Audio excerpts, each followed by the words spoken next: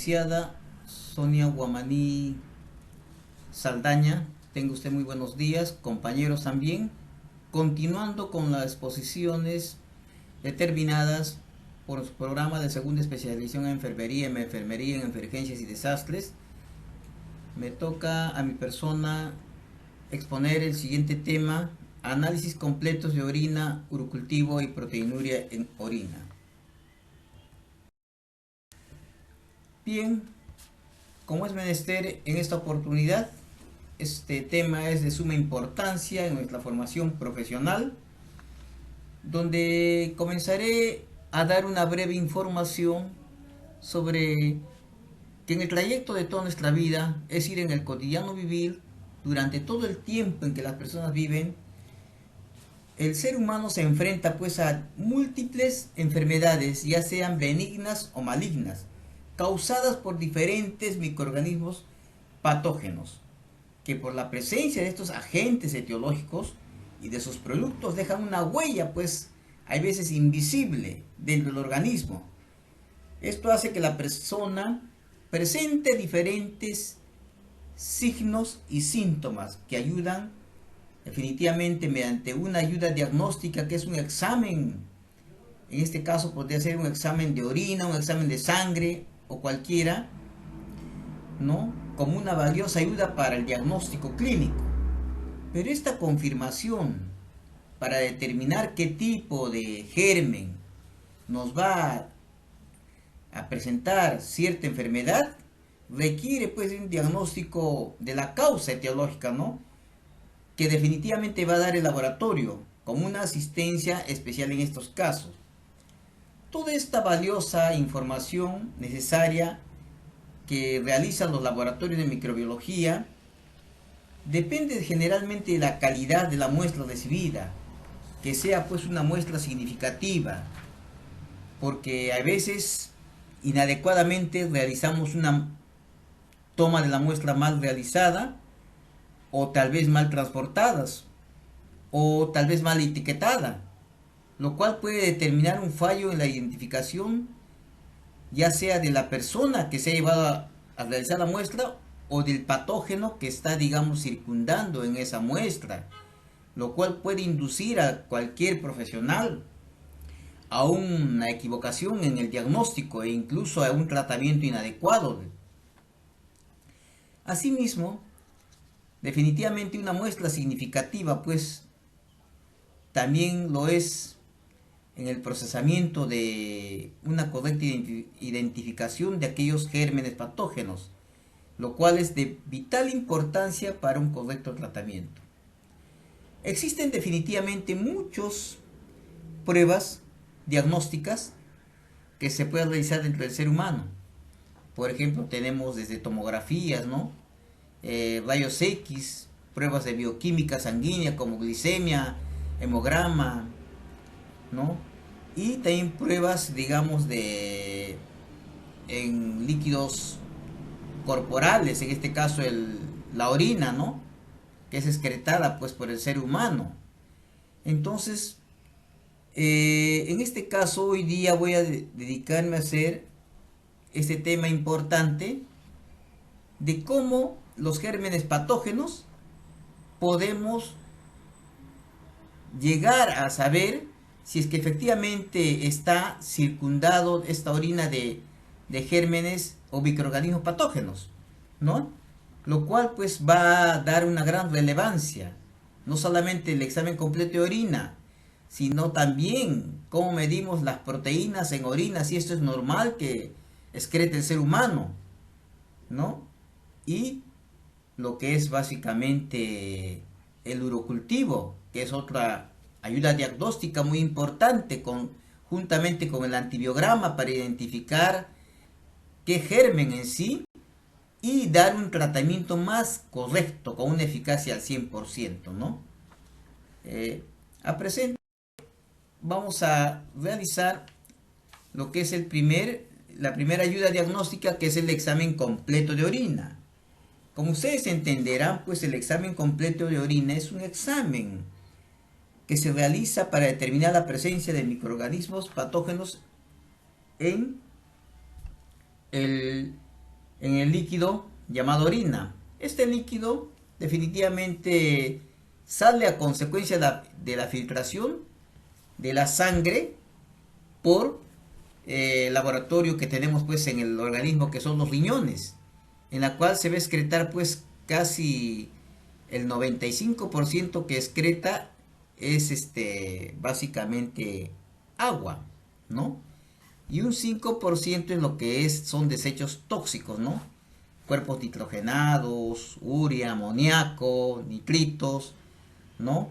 Y un sinnúmero de, digamos, desechos que tiene que el organismo eliminar mediante la orina para que no pueda causar una toxemia dentro del ser humano, ¿no? Este es un examen rutinario, básicamente, fácil de realizarlo, que nos facilita definitivamente el diagnóstico y que rápidamente podemos mediante este examen detectar alteraciones y trastornos. Definitivamente pues de bajo costo, ¿no? Y nos sirve para hacer el diagnóstico generalmente de una infección del tracto urinario. Toma de la muestra. De acuerdo a normas internacionales, lo ideal es recolectar, dicen, la primera orina de la mañana. Se recomienda pues recolectar esta muestra pues en un recipiente limpio y de una boca ancha, ¿no? Y dicen que es mejor después de haber hecho una limpieza, pues, ¿no? Llámese en las mujeres o en el varón, una limpieza, un previo secado, el segundo chorro, es decir, el chorro segundo o intermedio que debemos de tomar la muestra, ¿no? Tenemos diferentes tomas de muestra, por ejemplo, la por micción. Bueno, la toma de muestra por micción es una técnica fácil, barata, no invasiva y de rápida ejecución que tiene una alta fiabilidad en la mayoría de los casos si se realiza bajo unas estrictas condiciones adecuadas. Es la más usada definitivamente pues entre todos nosotros que digamos realizamos este tipo de pruebas. En un 80% se basa generalmente en recoger en un recipiente estéril la orina, preferentemente la de la primera hora de la mañana, por estar más concentrada, pero no es imprescindible. A veces nos piden, digamos, a las 10, 11, 12 de la mañana, o en la tarde de urgencia, una muestra de orina. Entonces, debemos realizarlo pues a esa hora, ¿no? Siempre con una asepsia, es decir, hay que lavarnos primero, en el caso del hombre el miembro viril y en caso de la mujer pues los labios, ¿no? Mayores. Este método está indicado para adultos y niños mayores de ambos sexos e ideal para los centros de procesamiento de grandes cantidades de muestras, para personas que estén conscientes, ¿no? Este método de micción limpia consiste en dotar al sujeto de una toallita impregnada en agua estéril para el lavado de los genitales externos en la mujer y en el varón en el surco balano prepucial, junto con una segunda toallita como indicaba para secarlo, antes de acudir a realizar la muestra, ¿no? Suministramos definitivamente, como decía, un recipiente estéril de boca ancha, un diámetro de unos 6 a 8 centímetros, para que pueda recolectar fácilmente, ¿no? También tenemos una recolección por bolsa adhesiva.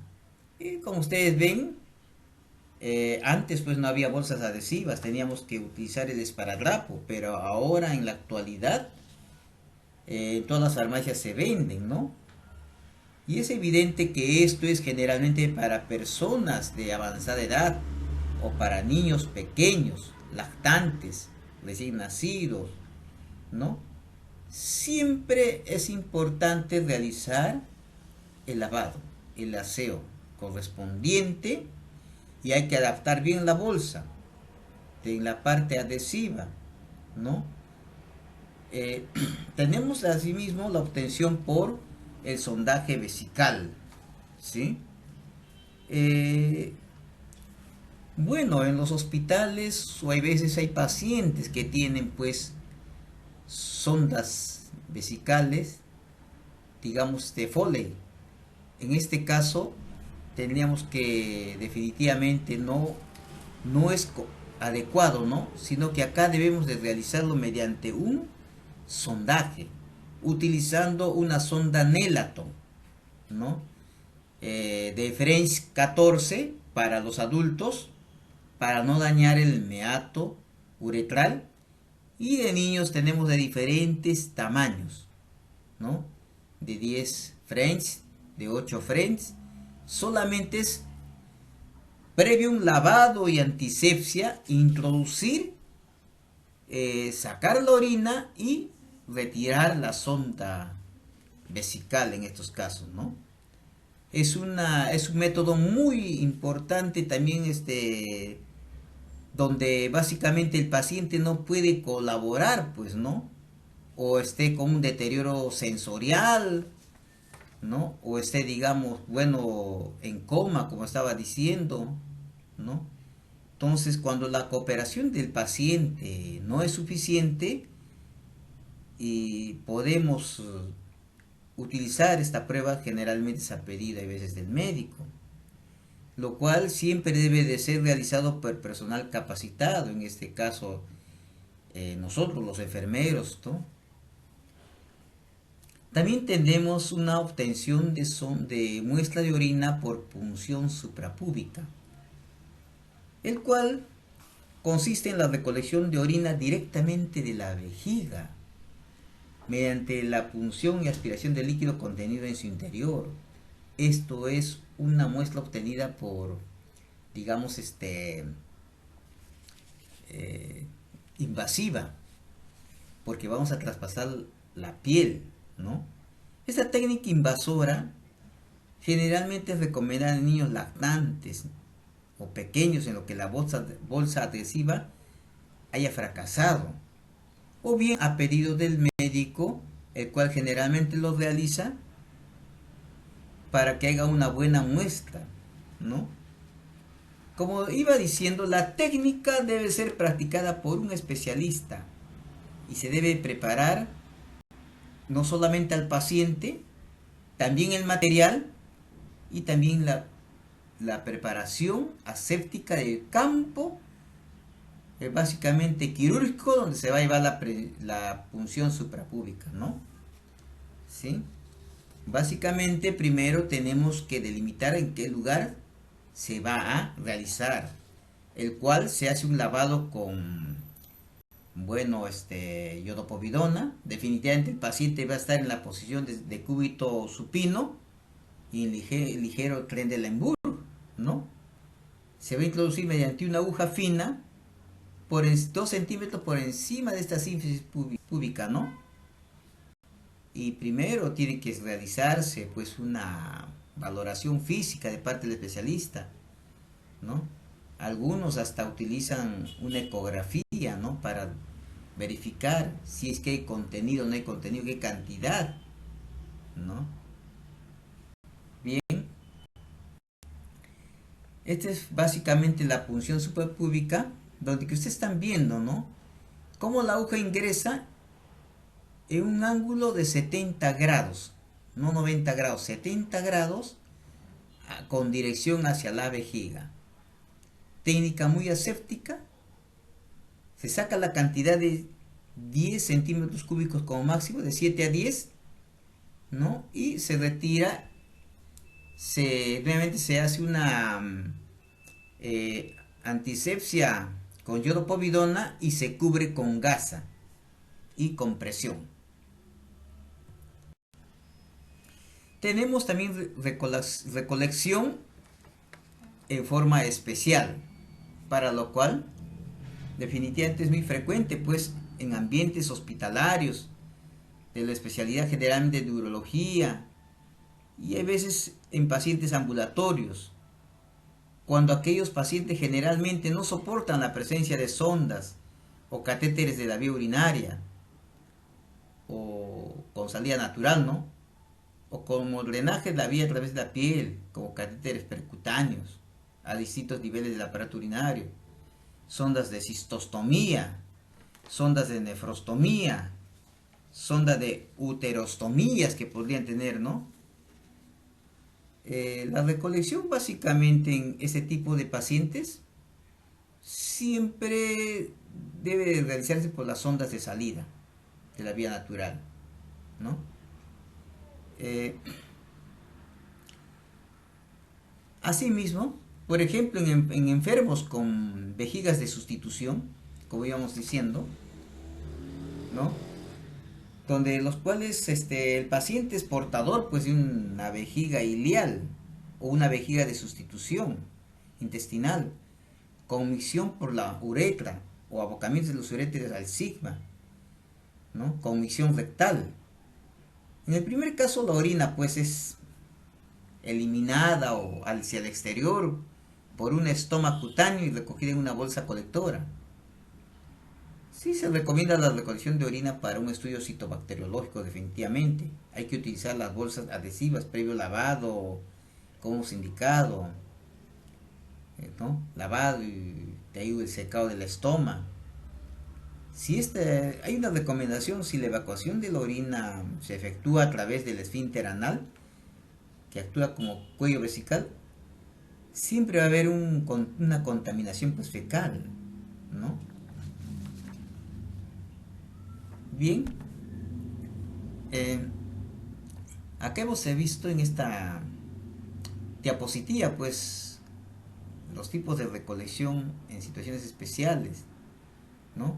Mediante bolsa colectora, mediante el cateterismo transuretral o por función también definitivamente suprapúbica, ¿no? Sin embargo, debemos de tener mucha consideración y cobra mucha importancia, sobre todo la conservación y el transporte de la orina, ¿no? Una vez obtenida la orina, por cualquier método, debe remitirse rápidamente al laboratorio antes de las 2 horas o menos tiempo en verano, o si no es caso contrario debe refrigerarse pues en cómo se llama a una temperatura de más o menos 4 grados centígrados, ¿no? En la cual se puede conservar hasta, digamos, 24 horas, ¿sí? Esta, pues este transporte o procesamiento, también tenemos que ver el etiquetado, es muy importante. Porque ¿qué riesgos nosotros tenemos cuando se procesa a destiempo, cuando tenemos a temperatura ambiente, digamos 3, 4 horas, 2 horas, 1 hora? A veces el calor o el frío excesivo hace que, digamos, se altere la composición de la orina, ¿no? Se va a alterar la replicación bacteriana, va a haber mayor oxidación de bilirubinas y urobilinógeno, va a haber disipación de cetonas, va a haber una disminución de glucosa, digamos, si el paciente es diabético, pasa unas 2 3 horas, en la orina va a quedar bajo, ¿no? La glucosa. Va a haber una alcalinización del pH urinario, con lisis de glóbulos rojos si es que presente y glóbulos blancos. Va a haber disolución de cristales. Va a haber falsos positivos en la prueba de estereasas y nitritos. Por consiguiente, es una prueba que no sirve, porque nos va a dar digamos, un diagnóstico de no adecuado, incorrecto, ¿no? Que no nos llevaría a ningún lugar, ¿no? Bien, vamos a ver ahora las características importantes pues de la orina. Generalmente la orina pues de qué color es, todos ya conocemos, el color normal de la orina es amarillo pajizo o color paja. Pero también puede haber cambios significativos en el color de la orina, tal vez a enfermedades subyacentes o a contaminantes, ¿no? Algunos ejemplos de esos colores anormales ahí lo tenemos, pues, ¿no? Por ejemplo, si nosotros vemos un color, digamos, un color rojo, puede verse a la presencia digamos, de hematocritos o glóbulos rojos, lo cual va a dar una hematuria. También si uno está consumiendo, digamos, este medicamento antituberculoso que es la rifampicina, uno va a orinar de color rojo, ¿no? Si es de color oscuro, puede ser que el paciente tenga una melanuria, ¿no? Si es amarillo verdoso, es cuando el hígado está funcionando muy mal, ¿no? Puede ser que tenga encicloma ictérico y hepatitis, ¿no? Si es de color verde, puede ser que haya infección por pseudomonas aeuginosa, es decir, por un contaminante intrahospitalario, ¿no? O por el consumo de azul de metileno, o tal vez de un antihistamínico H1, la cimetidina, o perdón, para disminución de los gases, ¿no? La cimeticona, o antidepresivo que es la micriftilina también, ¿no? Si es de color naranja, puede ser por pigmentos biliares, ¿no? Si es de color blanco lechoso, generalmente esto sucede en pacientes con síndrome nefrótico. Y de color vino tinto es en porfiria, ¿no? Eso es conforme al color que nosotros podemos determinar en lo que es la orina, ¿no? En un análisis macroscópico básicamente, ¿no? También la orina despide un olor, ¿no es cierto? Puede ser un olor, por ejemplo, el más característico, un olor a fruta dulce, afrutado, generalmente en pacientes que tienen diabetes mellitus, ¿no? Cuando hay una hiperglicemia, la orina sale con un olor a fruta dulce. Si es olor a azúcar quemada, es una leucinosis. Si es un olor a pescado, es a la hipermetionemia. Si es un olor amoniacal, es generalmente por infección por bacterias que descomponen la urea. Si es un olor a alcohol, definitivamente es en intoxicación por etanol, ¿no? Cuando realizamos un examen rutinario de orina,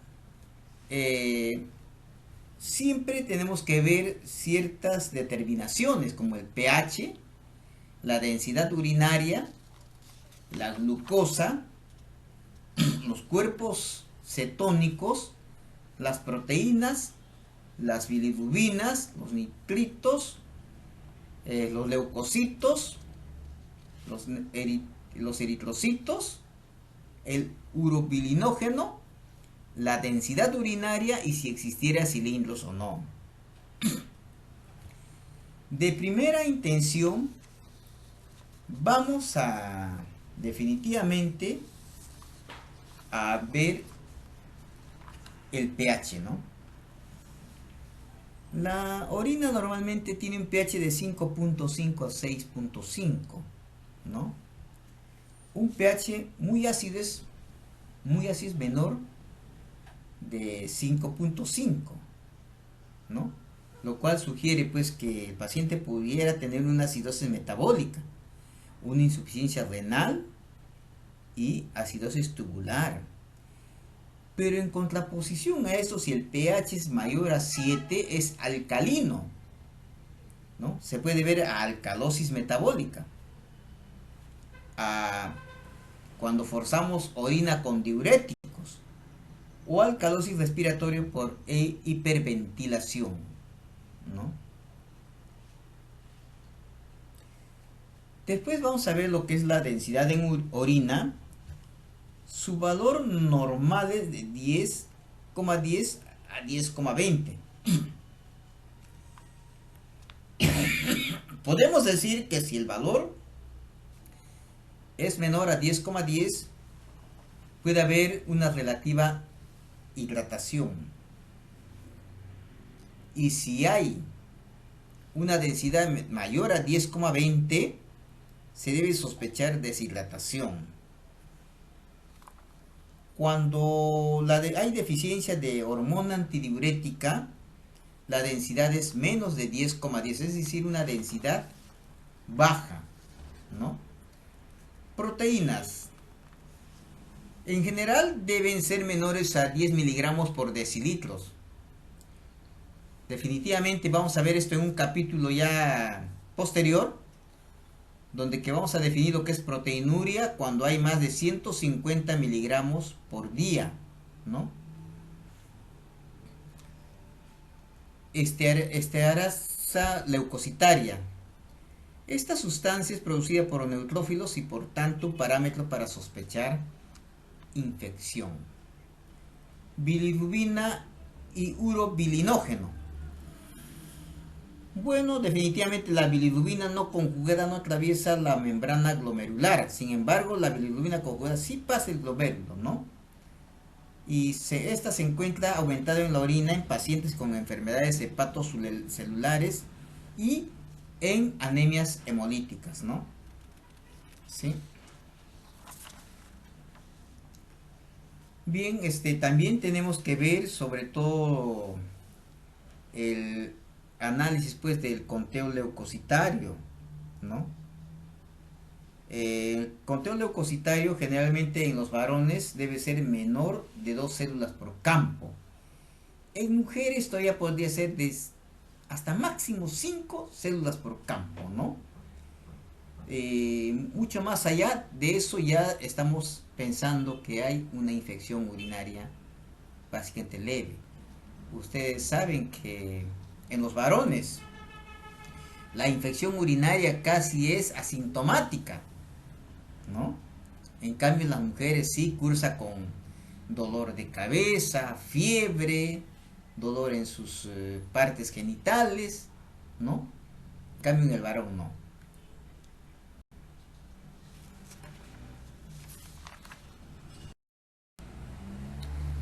Vamos a ver, de acuerdo a este cuadro, donde que estamos viendo, ¿no? Definitivamente que la densidad es normal, la osmolalidad es de 50.400 miliosmol por kilogramos de agua, ¿no? Y lo importante acá dice que la glucosa es menos de 20 miligramos por decilitros. Las cetonas tiene que ser negativo. Nitritos tampoco no se debe encontrar. Urobilinógeno tampoco no se debe hallar. Bilirrubinas, negativo. Creatinina en orina debe ser menos a 250 miligramos por decilitro, lo cual es muy diferente en sangre. Menos de 1 gramo por decilitro, ¿no? 0,8 a 1, ¿no? Si digamos aumentar a esta creatinina, pues nos indicaría que hay una falla renal. De acuerdo a diferentes, ¿no? Si es 1, 2, 3 o 4, ya vamos a estar aumentando lo que se llama la injuria renal o el AKI o AKI, ¿no? Para ver los grados, pues, de injuria renal aguda, ¿no? Por ejemplo, en el grado 1 definitivamente pues es un grado leve, donde que el riñón se ha dañado menos del 5%, pero en un grado 4 y 5 ya es tributario de lo que es sustitución del aparato renal. Tendríamos que utilizar un hemodializador, ¿no? Hay algunos que pueden ser hasta diario, interdiario, de acuerdo a la toxicidad, pues, ¿no? Debemos también de tener en cuenta que en la orina podemos encontrar diferentes microorganismos patógenos. Por ejemplo, la Escherichia coli, el Proteus spp, la Klebsiella, el Enterobacter, Streptococcus fecalis, Staphylococcus, Pseudomonas, Salmonella, SPP, S. epididymis y Saprophyticus, ¿no? Bien, ahora vamos a ingresar a lo que es urocultivo. Es un examen de laboratorio para analizar si hay bacterias u otros microbios en una muestra de orina. Puede ser utilizado también para buscar una infección urinaria en adultos y niños, así como la realización de la prueba de sensibilidad, la que llamamos el antibiograma. Siempre que sea posible debemos de recoger la muestra previo al inicio de la terapia antibiótica. Es decir, sin que haya recibido ninguna dosis de antibiótico. ¿Por qué? Porque esto puede enmascarar, nos puede dar, digamos, que el paciente no tenga tanta, digamos, tanta cantidad, ¿no? De, digamos, de microorganismos. Porque hay antibióticos que, y en eso también ustedes saben que la automedicación, pues, es pan de cada día. Cualquiera que ya tiene un dolorcito de estómago, con fiebrecita o de orina un poco oscurito o mal, ¿no? A veces debido a que, por ejemplo, no tomamos tanta agua, ¿no? Realizamos bastante, digamos, rutina de ejercicios o trabajos y contenemos la orina, entonces la orina va a salir cargada. Y todos a veces pensamos, pues, de que es una infección urinaria. Y de frente van, ni siquiera van a una fluoroquinona o una quinolona de primera generación, o una norfloxacina, o mucho más antes que pueda haber una nitrofurantoína, sino de frente nos vamos ¿al cuál? Al levofloxacino, porque es un medicamento como un bombazo, cuando nosotros debemos de ir a un médico que nos haga primero un examen completo de orina, ¿no? Y dar el tratamiento. En el caso que fracase el tratamiento del examen completo de orina, el paciente sigue con la misma sintomatología, fiebre, dolor, ¿no? Malestar general, todo eso, recién es tributario para hacer un urocultivo, cuando es refractario el tratamiento antibiótico-terapia. ¿Para qué? Para determinar básicamente qué tipo de, digamos, de microorganismo estaría infectando. Identificamos el tipo de bacteria, lo colocan a un disco de sensibilidad y van a determinar, por ejemplo, les van a poner 3 o 4 medicamentos. Digamos que pongan sulfametoxazol y sale, digamos, de nivel intermedio, ¿no? Y, digamos, le ponen, digamos, al costado diclofenacoína, sale resistente. Le pones levofloxacino, resistente. Y por ahí le pones moxifloxacino y sale sensible. ¿Qué indica? Que cuando es resistente ya no tiene nada que ver. Intermedio todavía pueden algo dañar y sensible sí es el medicamento efectivo para esto, ¿no? ¿Sí? Tenemos que tener algunas consideraciones para la recolección de esta muestra que tiene que hacer en condiciones asépticas similares a lo que es la prueba de examen completo de orina, ¿no? Tenemos la recolección por técnica del chorro medio, de la emisión espontánea, ¿no? Que siempre un poquito de recordar, siempre hay que tener el material necesario, que es, uno, la disposición del paciente. Dos, un jabón con su agüita. Y tres, el frasco estéril, con boca ancha y con tapa rosca y con cierre hermético. Y, sobre todo, hay que identificar bien, donde que vaya el nombre completo del paciente. Independientemente que venga de afuera o que esté en hospitalario, tiene que tener el nombre del paciente, ¿no? La edad, la fecha de la toma, la hora, ¿no? Y si es, digamos, en el hospital, tiene que ir el número de cama o el número de historia, ¿no? Que es muy importante, ¿no? Y del servicio, ¿sí? Bueno, la técnica para la recolección en mujeres, como ustedes ya saben, ¿no? Hay que lavar, enjuagar, ¿no? Ustedes saben que ya las partes íntimas de la mujer, los labios mayores y menores, mantenerlo en todo momento limpio y sequito, ¿no? Y el primera orina tiene que eliminar, porque ahí puede estar contaminado. La segunda orina se recoge. Aproximadamente en este frasquito, como ustedes ven, que es de 60 centímetros, unos 30, 40 centímetros cúbicos como máximo. Antiguamente pedían 120 centímetros cúbicos para hacer densidad urinaria. Ahora es mucho más fácil, ¿no? Hay hasta tiras reactivas y todo lo demás, ¿no? El frasco debe sujetarse por fuera, evitando tocar el borde inferior o interior, ¿no? Hay que cerrarlo herméticamente inmediatamente después de realizar la recolección de orina. En la técnica para hombres, como siempre hay que retraer pues completamente pues el prepucio, ¿no? Ya hemos hecho el lavado, todo se le ha indicado al paciente de que tiene, ¿cómo se llama?, que lavarse, tiene que retraer, ¿no? Y está seco y la primera micción, no, la segunda sí. Igual, de igual modo se debe de cerrar herméticamente, ¿no? ¿Sí? En el caso de la bolsa recolectora también lo mismo, hay que hacer la asepsia, la antisepsia, un buen lavado, como dicen, un buen secado sin contaminar, pegar la bolsa más adecuada, no va a ser que la bolsa sea muy pequeña, ¿no?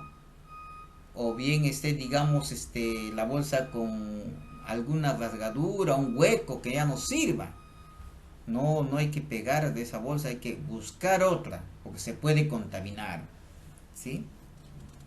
En el caso del cateterismo transuretral, donde que básicamente, bueno, acá en la diapositiva está con una sonda Foley, pues, ¿no? Cuando es por sonda Foley, a veces hay que aprovechar pues que el paciente, digamos, esté ya con esa sondita. ¿Qué es lo que podemos hacer en ese caso, no? Podemos pues básicamente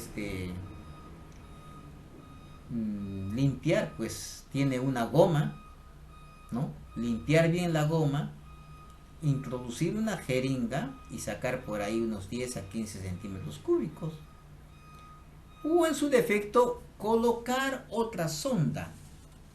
Pero esta sonda tiene que ser para ingresar y retirar, que es la sonda Nelaton, ¿no? Esa sería la forma, siempre con una técnica bien adecuada, realizado por personal capacitado, en el caso de nosotros, que tenemos ya la experiencia en esto, ¿no? En lo que es función suprapúbica también igualito, con las medidas más asépticas. Es una persona médica especializada, en este caso, el que tiene que realizar este procedimiento. Se tiene que utilizar lo que es la anestesia local, ¿no? Siempre con iodopovidona, ¿no? Y esto tiene que ser embalado, bien lacrado y identificado, ¿no? El volumen mínimo de la muestra en todos los casos debe ser, bueno, en lo que es función suprapúbica, de 5 a 10 milímetros cúbicos, ¿no? Para lo que es la micción espontánea, bolsa recolectora o lo que es cateterismo transuteral, en pacientes que puedan colaborar y todo lo demás, puede ser un rango de 30 a 50 centímetros cúbicos en la recolección de la orina. Procesamiento de muestras de urocultivo, ¿no? ¿Sí? Materiales, hay que tener los materiales y medios de cultivo necesarios. Para eso, por ejemplo, tenemos que tener primero la muestra en condiciones asépticas, ¿no?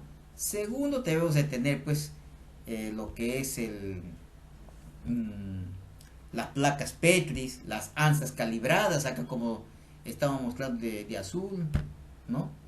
Las placas Petris, que básicamente vamos a tener que impregnar, ¿no? Después se pueden utilizar otros medios, ¿no? También en las placas Petri donde que va a haber, digamos, el caldo de cultivo, el agar, donde que va a estar, donde que va a sembrarse, y si es que hay ese germen, va a crecer en colonias. Siempre hay que mantener las pruebas en refrigeración de a 4 grados centígrados, ¿no? Hasta su procesamiento por cultivo.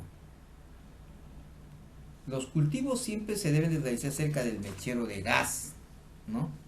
Las placas que se utilizarán en la siembra deben estar a temperatura ambiente, generalmente 35.5 a 36, Bueno, en algunos casos hay pues bastante frío, 20 grados, pero de preferencia. Hay que hacer una preparación extendido, la siembra de la muestra en medio agar, como estamos viendo acá en esta diapositiva, ¿no? Hecho en placas PETs. Hay que rotular las placas con identificación del paciente y fecha o colocar etiquetas de código postal que emite el laboratorio. Fechas, ¿por qué? Porque tenemos que hacer lectura a las 24 horas. Si es que está, digamos, reaccionando, ¿no? ¿No? Es que eso es básicamente lo que hay que hacer. Después de las 24 horas se puede hacer una lectura a las 36 horas, ¿no?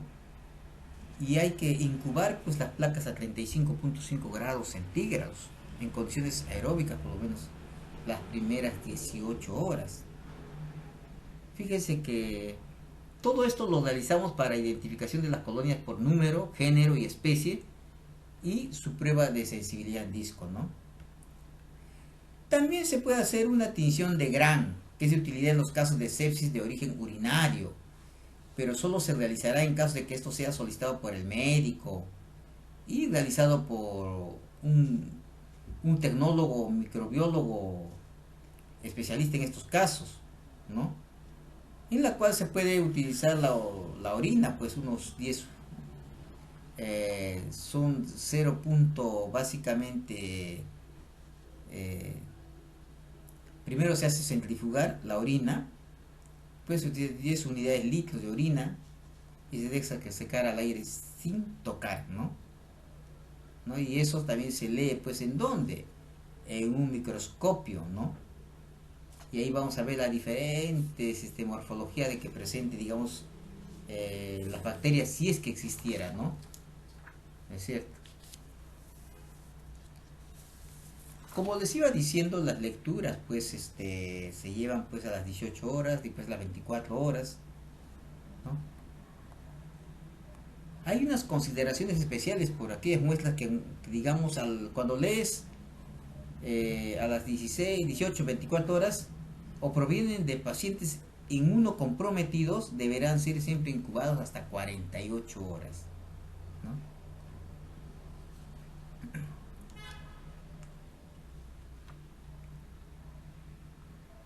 En todo caso, siempre se debe de aislar las muestras de 3 o más. También tenemos que realizar pues un informe. Miren, acá tenemos al lado izquierdo de la diapositiva, pues, donde que ha reaccionado, ¿no? Donde que ha aprendido, donde que está, después de la siembra se ha visto que existe, ¿no? Básicamente hay que hacer el informe de urocultivo con datos de identificación del paciente, nombre completo y apellido, edad, sexo y todo lo demás, ¿no? Debemos de realizar el antibiograma a partir de las bacterias aisladas, pues se procede a la práctica de un antibiograma. Después raramente se admite usar orina directa para el mismo, ¿no? Una vez que ya se ha identificado las bacterias, se somete a un antibiograma, ¿no? O la prueba de sensibilidad, como he ido diciendo, ¿no? En 3 lugares o estadios, ¿no? Resistente, intermedio o muy sensible, sometiendo estas pruebas a los antibióticos, ¿no? ¿Sí? A continuación voy a tener que presentar el tema de proteinuria, ¿no? Proteinuria es un examen en el cual se describe una condición donde la orina contiene una cantidad aumentada de proteínas, ¿no? Sí, la proteinuria a menudo es la evidencia de que existe una enfermedad renal y por lo general se descubre por accidente en un uroanálisis. La concentración de proteínas depende del estado de hidratación del paciente y raras veces puede exceder los 150 miligramos al día o 20 miligramos por decilitros, ¿no? Si es que excede esto es proteinuria, ¿no? Una orina que recogida durante las 24 horas del día que contenga más de 150 miligramos de proteína se debe considerar anormal, ¿no? Bien. Fisiopatología de la proteinuria. Normalmente las proteínas en orina son 30% albúminas, 30% globulinas séricas y 40% de proteínas tisulares, ¿no? Este perfil puede alterarse en condiciones que afectan tanto la filtración glomerular como la reabsorción tubular.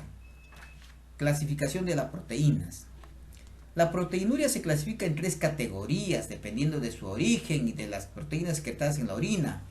El paso anormal de proteínas a la orina puede ser debido a que el filtro glomerular se vuelva más permeable a las proteínas de alto peso molecular, como la albúmina, que es la causa más frecuente de proteinuria, ¿no? Tenemos causas, por ejemplo, como es la glomerulonefritis proliferativa, la nefropatía por inmunoglobulina A o inmunoglobulina B, o diabetes mellitus, enfermedad del colágeno, en caso de preeclampsia, en caso de pacientes que han sufrido trasplante renal o pacientes oncológicos, ¿no? Eso es la causa de la proteína glomerular. Cuando son las personas que excretan más de 3.5 gramos de proteínas por día, ¿no? También hay otra clasificación de proteína tubular. La proteína tubular básicamente se presenta cuando hay lesiones agudas o crónicas que comprometen la región túbulo intersticial. Bueno, ocurre como resultado de una alteración en la reabsorción de proteínas de bajo peso molecular que normalmente son filtradas, ¿no? Signos y síntomas: orina espumosa, edemas, ¿no? Tenemos aquí una tabla de medición, ¿no? Valor normal en adultos: la proteína debe ser menos de 150 miligramos en 24 horas. Si hay proteinuria, mayor a 150. Si hay proteinuria con rango nefrótico, mayor a 3.5 gramos, ¿no? Recordando siempre que los varones excretan 20 miligramos, 25 miligramos de creatinina por kilogramo por día, en tanto que las mujeres entre 15 miligramos y 20 miligramos, un poco menos. Unos valores por debajo de los anteriores descritos pueden indicar una recolección inadecuada de orina. Bien, antes de ingresar al aporte científico, voy a decir que existen algunos signos y síntomas de la proteinuria. La mayoría de los pacientes con proteinuria no tienen signos o síntomas específicos, ¿no? En algunos se puede ver orina espumosa o algún grado de edema.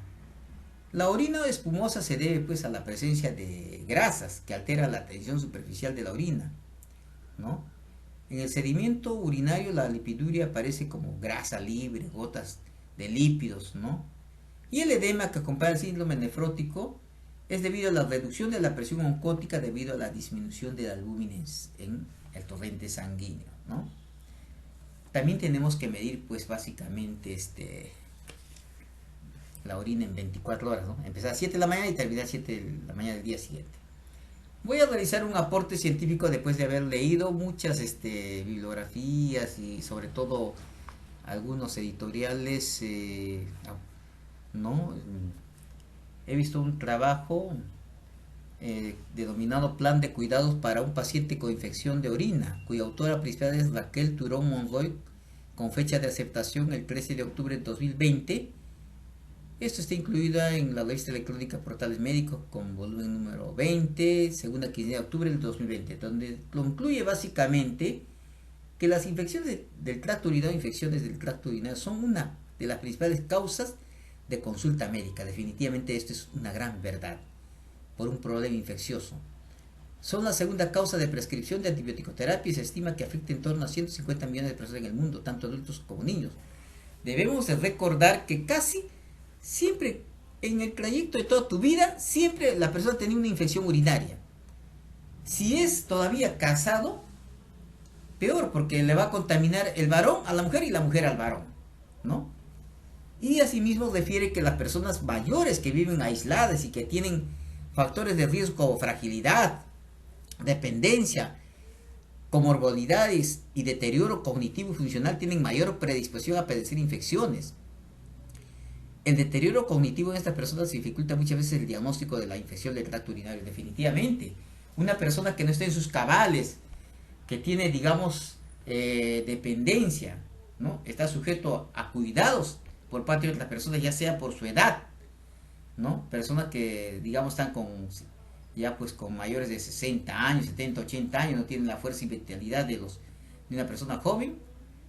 Definitivamente hasta a veces ni siquiera se puede limpiar bien, no sabe dónde se sienta, consume poca agua, ¿no? Hay veces hasta la utilización de una prenda íntima, digamos, de material sintético, puede conllevar a tener, digamos, infección urinaria, ¿no?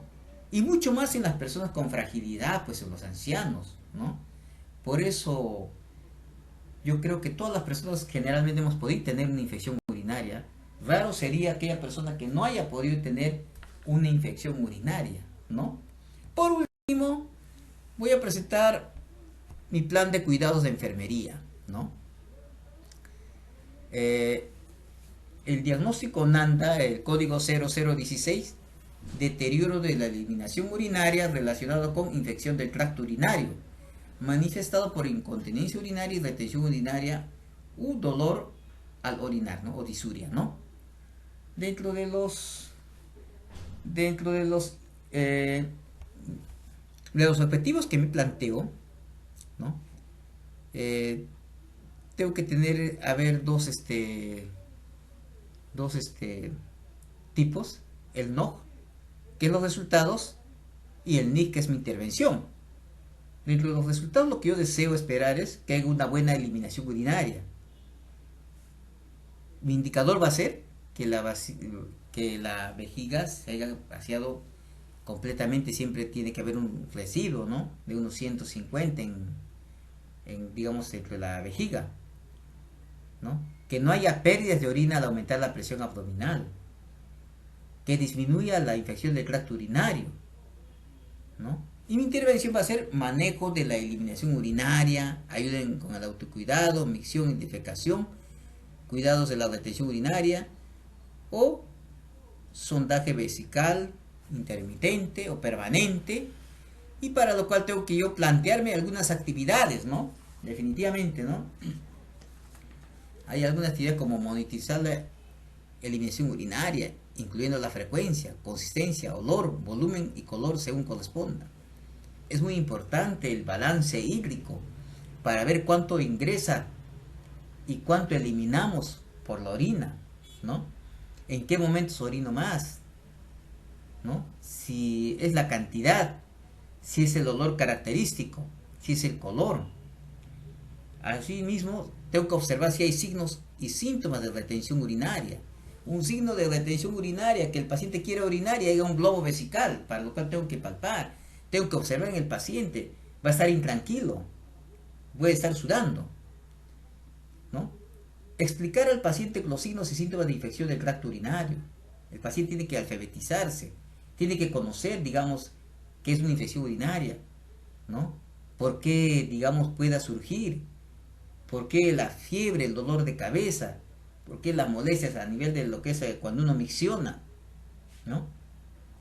También se le debe de alfabetizar cómo debe recoger la muestra a mitad de la micción para el análisis de orina según corresponde, ¿no? También debemos de educar un programa de eliminación cada 3 o 4 horas antes de que aparezca tenesmo vesical, o por la noche antes de acostarse y a la mitad de la noche, si es que hay algunas personas, por ejemplo los adultos mayores, se levantan a medianoche y quieren orinar. También si la persona, digamos, es de grado de dependencia 4, que esté, digamos, en coma, ¿no? Que no pueda ayudarse, o digamos un paciente que tenga paraplegia, se le debe proporcionar dispositivos de ayuda como un catéter o una sonda urinaria, ¿no? También hay que monitorizar los efectos de los fármacos prescritos, como por ejemplo qué tipo de diurético se le está dando, ¿no? Puede ser una furosemida como un diurético de asa, o puede ser, digamos, que el paciente esté cruzando con un problema de, digamos, de una hepatopatía, hipertensión portal, y se le tiene que aplicar, digamos, el ahorrador de potasio, que es un diurético, la espironolactona. ¿Qué cantidad se le debe de dar? ¿Qué cantidad digamos, de líquido tiene que dar? Si va a haber restricción hídrica o no. Si el paciente tiene una enfermedad renal crónica, ¿no? También que hay que, bueno, siempre hay que al paciente darles a conocer que su mal debe de ser siempre tratado. Nunca venir al último momento, sino antes, cuando inician los síntomas, que el diagnóstico tiene que ser precoz para que el tratamiento sea oportuno. Y sobre todo que evite la automedicación, porque mucha gente al automedicarse se está haciendo daño. De frente va al antibiótico de última generación y si digamos ya llega a ser resistente ese antibiótico de última generación, los demás van a ser peor más resistentes, entonces ya no va a tener, digamos, efectividad otros antibióticos, ¿no? Mayor tiempo de tratamiento, mayor gasto de tiempo de, digamos, de permanencia en el hospital o imposibilidad para que él vaya a trabajar, para que él pueda, digamos, realizar sus actividades de la básica vida diaria normal. Por consiguiente, eh, estos análisis diagnósticas son sumamente muy importantes para el tratamiento de la infección urinaria. Una enfermedad que casi todos, a ciencia cierta, me puedo atrever a decir que la hemos tenido en la vida. Todos, ¿no? ¿Quién en estos tiempos no utiliza el material sintético? Las damas. En lugares sobre todo tropicales donde hace bastante calor. Y todavía que ahora toman alimentos procesados sintéticamente, líquidos, digamos, supuestamente buenos, ¿no? Que son dietéticos, pero que dañan bastante lo que es el aparato renal, ¿no? ¿Por qué? Porque son soluciones hipertónicas, ¿no? Entonces, todo estos, las comidas, los tintes, los medicamentos procesados, los tratamientos, las vitaminas, todos te hacen daño. ¿Por qué? Porque solo tenemos un laboratorio de desintoxicación que es el aparato renal, ¿no? Y si laboratorios o que tiene un poder de filtración grande se daña, no va a poder ser reparado fácilmente, ¿no? Y vamos a tener que llegar a sustituirlo pues por una hemodiálisis, ¿no? Entonces nadie quiere llegar a eso, para lo cual nosotros debemos de dar a conocer. Por eso la importancia de este tema, que espero lo hayan disfrutado y lo hayan entendido a plenitud. Gracias por vuestra atención y estoy a la espera de vuestras preguntas.